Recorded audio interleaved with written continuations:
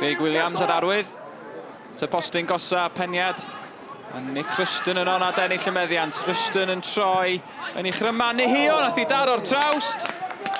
Mike Lewis chydig bach yn rhy hamddenol yn fanna. Oedd y golwr yn meddwl bod hon yn mynd dros y trawst, dwi'n siŵr. Chydig o le gan Jack Kelly allan ar y chwith.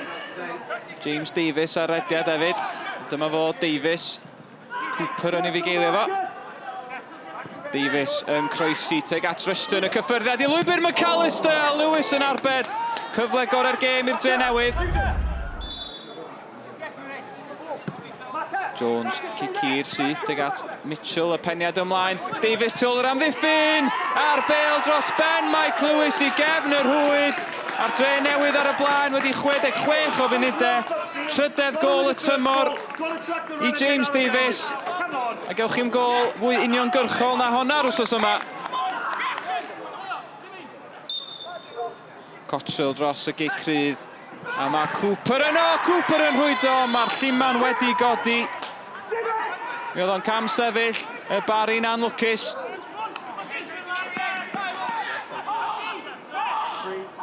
Jack Kelly. Hwnna'n rhy agos at y golwr. O, mae Lewis di gollwng y bêl a Davies yn ond rhywsut. Mae Davies di methu a sgorau ail o'r pnawn. Mae o'n honni bod Lewis yn tynnu grys o'n fama. Mae di hangfa i'r golwr. Fydda honna di bod yn embaras llwyr.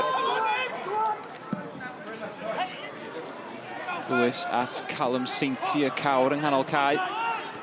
Hugh ymlaen at McLagan. Eiliadau'n weddill yma'r Barclaetham. Os na dro yn y gynffon. Jarvis yn mynd i lawr yn dramatic, ond dim cic o'r smotyn iddo fo. Press i fewn rwan, a Press yn mynd i'r llawr, ac ydy ma honna'n gic o'r smotyn.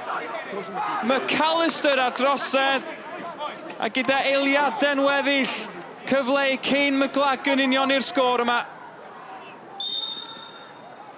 McLagan felly yn erbyn Jones. O, Jones yn arbed, ond McLagan ar yr ail gynnig yn cipio pwynt i'r Barri. Hanner canfed gôl McLagan i'r clwb, ond mi oedd o'n lwcus.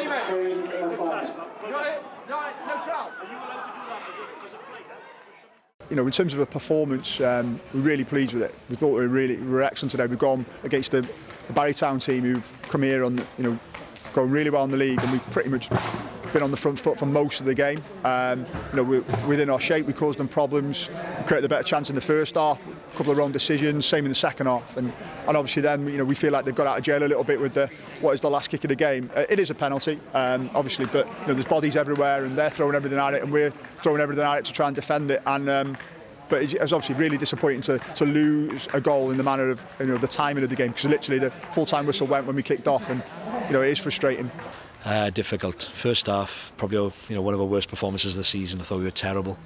Coming 0-0. It's a strange game, football. I think that we were excellent on Tuesday night against Cardiff Met, and we were arguably our worst performance of the season in the first half here today. The strange thing about football also is that in the second half, in the lead up to the goal, arguably the first 50 minutes of the second half, I thought we got a bit more structure, a bit more purpose, and looked far more organised in the game.